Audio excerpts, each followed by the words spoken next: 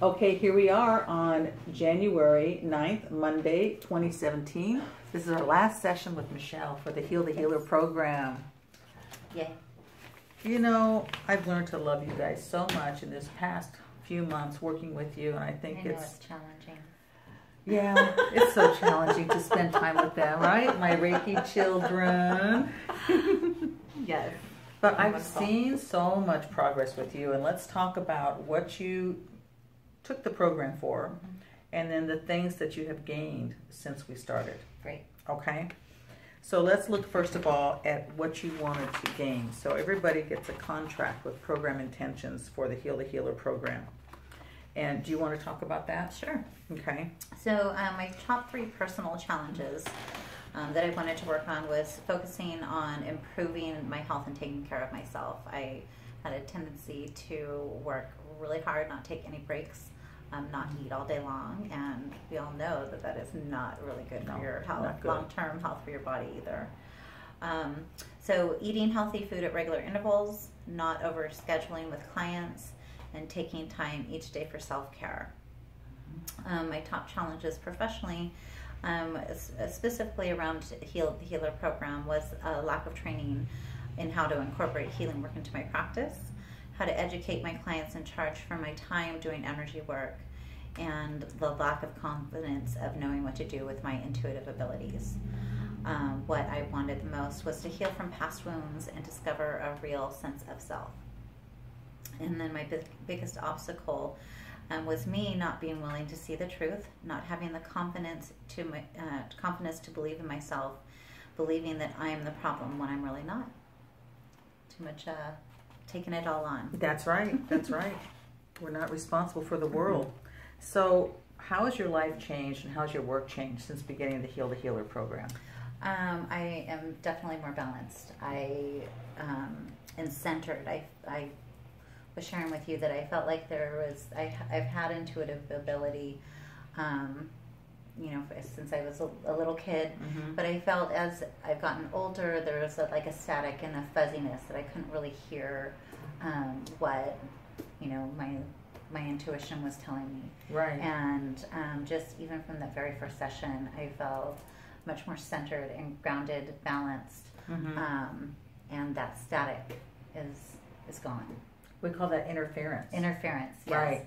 When you have stress, anxiety, mental chatter, and depression, all those things run interference from you receiving your intuitive insights and being in touch with your feelings to be guided. And I feel the least amount of stress in my life than I have in my entire adult life, and I think I've shared that before. Right, but you did. It's been consistent, and that's pretty incredible. That's pretty major. That is great. That is so wonderful. And then, did you find more clarity about yourself and your life plan? Absolutely. How could I not? So talk about that. I really liked the chakra personality types. It helped to kind of pinpoint some of the challenges for me personally, not being able to set boundaries and trying to make other people happy, losing myself in a relationship and taking on the other person's personality or issues, challenges. So that was incredibly eye-opening and beneficial. Yeah. Michelle's the shapeshifter. I am. She wants to be all things for all people, and she tends to merge with whoever she's around and lose herself. Yeah. Yeah.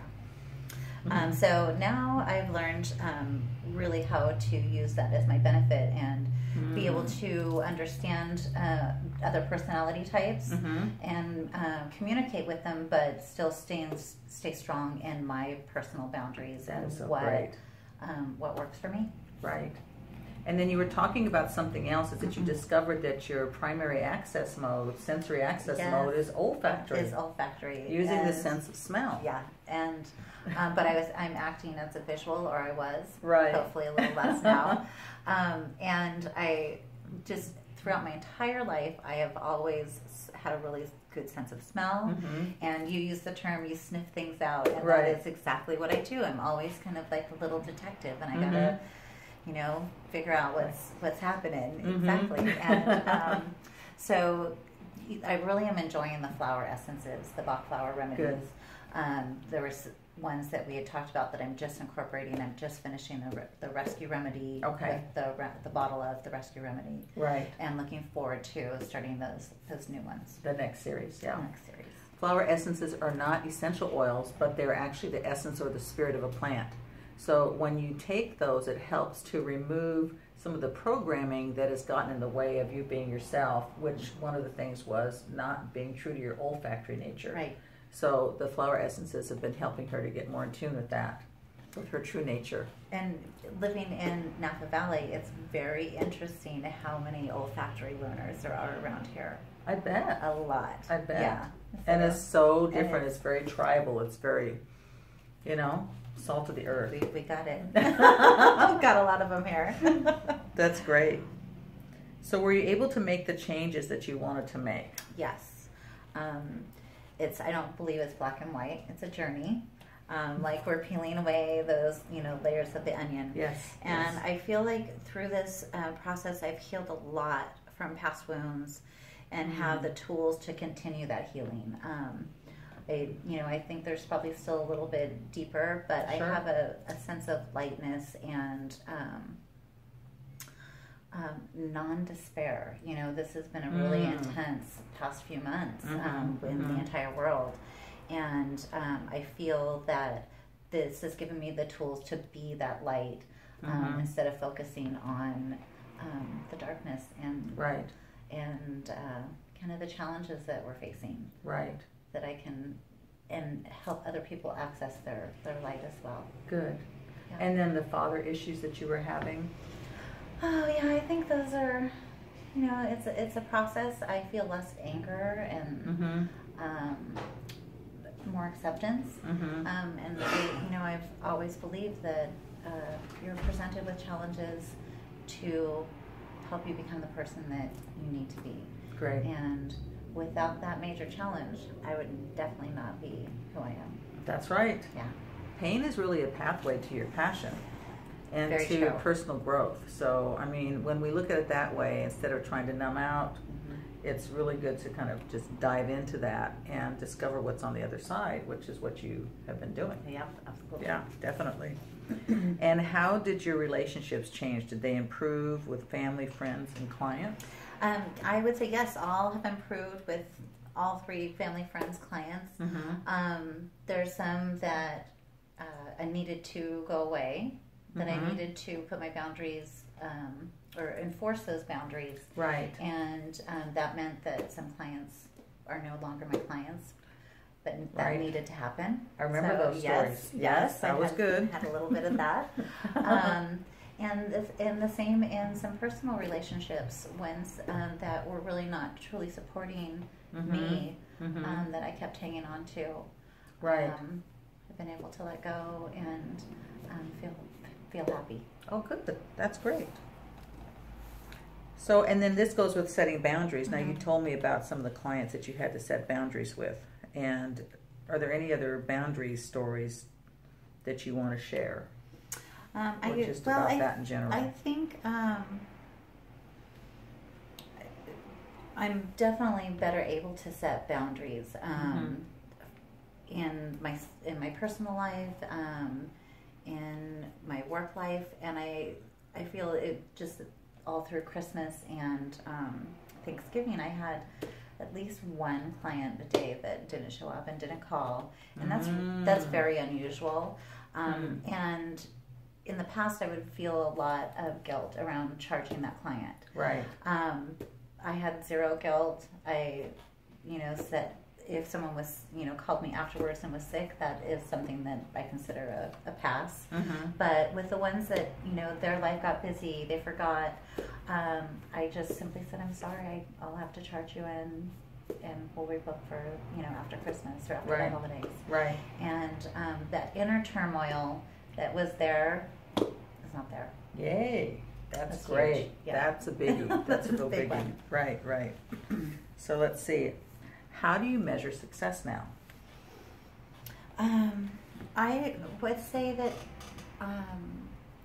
maybe before it was maybe my waiting list. How how far in advance I was booked, how many clients I had waiting, kind of that demand. Now I feel like it's more the quality of the clients that I have in my business. Right. The joy that I get from interacting with each one, not just trying to get through the day. Right. That connection with people and really being able to just be a little ray of light or make them feel good throughout their day, and someone that they look forward to coming back to see. Right. Because of that feeling, they just maybe not know why they feel so good, but they look forward to coming here and feeling good. That's great. Yeah. That's great. And didn't you used to book and work like 7 days a week? No. Tell the truth. Yes, I did. I had a really hard time saying no. So I would have my books open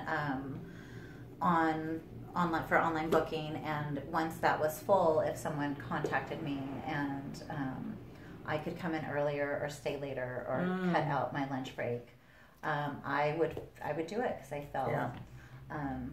felt bad and guilty that I couldn't get them in.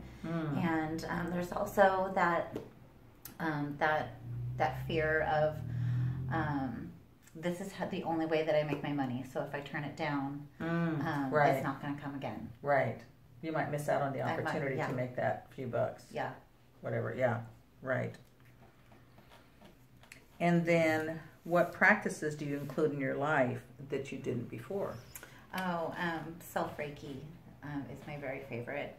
And that is, just for me, it's a really great form of meditation. I had a hard time just sitting and being quiet before with meditating, and now having Reiki to facilitate that makes a huge difference. Doesn't it? Helps me stay nice and grounded. And right. I love the flower essences that we talked about, the Bach flower remedies. I'm much better at self-care. Good. Taking those breaks, I have little snacks here that I can go and eat in between clients while someone's getting undressed. Right. I'm shoving food in my mouth. Baby steps. Pretty soon I'll actually sit down. Yes. Now what about because we also did journaling and the automatic writing. The automatic writing is something that's much easier. The journaling, it's still that I find that I have all kinds of excuses that come that come up when I'm supposed to sit down and do it, and that it feels better. But I definitely know that is a thing that needs to heal from my past. And it's a tool. Yes. So it's a tool you have to use, and now you know how to do it, and you can incorporate it when you're ready to do that. Yeah. But you're doing great by doing the self-Reiki treatments on a regular basis, the flower essences, and the meditation. That's huge. The petal potions. I'm better the able mood mists. Yeah, the mood mists. I love those. And I just feel like it's, we talked about before, I'm really able to listen to my intuition and hear it much clearer. That's great. Yeah. And I love my pendant. Good. My clients love my Your pendant. pendulum? My pendulum, right. Yes. To be able to read energy. Yeah. And then what would you say is your biggest accomplishment or accomplishments since beginning the Heal the Healer program? The lowest stress level of my adult life. That's a pretty That's big... incredible. That's pretty really, really accomplishment. Good. And being confident and setting my boundaries and making choices that really resonate and feel good for myself. Rather than trying to please everyone else, take everyone else. Right. Yeah. That's huge. It's really big. Especially for a shapeshifter. Yeah. The biggest issue for people with her personality type is that she tries to please everybody. She doesn't want to displease anyone, so she doesn't say no. Yeah. And she runs herself ragged, but not now. No, getting better. Yeah, great. Good. Getting better. And then, last but not least, what words of wisdom do you have to share with others in our industry? Well, I think that anyone that works with people, all of you, need to take Linda's class. Thank you. It really, I think that people that are drawn into this industry are natural healers, and a lot of times don't know how to set those boundaries or how to take care of themselves. True.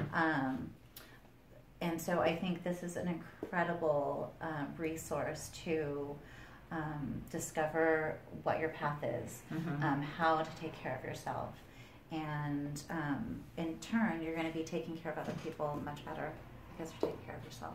It's true. So I think anyone that has the opportunity should make the opportunity and take those courses. Thank you so much. Thank Absolutely. you. And really, I provide you with the tools to understand what you already know, but to give you more confidence to use what's already within you, how to speak about it, how to, become more yourself, and then share that with the world. Yeah. It's wonderful. It is. Thank you. It is. Thank you so much. I'm going to miss our time to everything. I know, but you know what? We're going to have other adventures together. Road trips. Yes. Road trips. We're going to do other adventures. We'll do an event here. Yeah, definitely. And then there's Reiki too. Yes. That's coming up. Yeah. So thank you everyone for watching us through this series of the 8 weeks. And yeah, it's like, it's bittersweet. Bittersweet. Kindergarten graduation. Well, no, you made it through High school? middle school, junior high school. Okay, good. I don't want to have to repeat that again. Got two kids going through it. That's enough. Right. Okay. Thank you. I love you. I love you too. All right. Bye.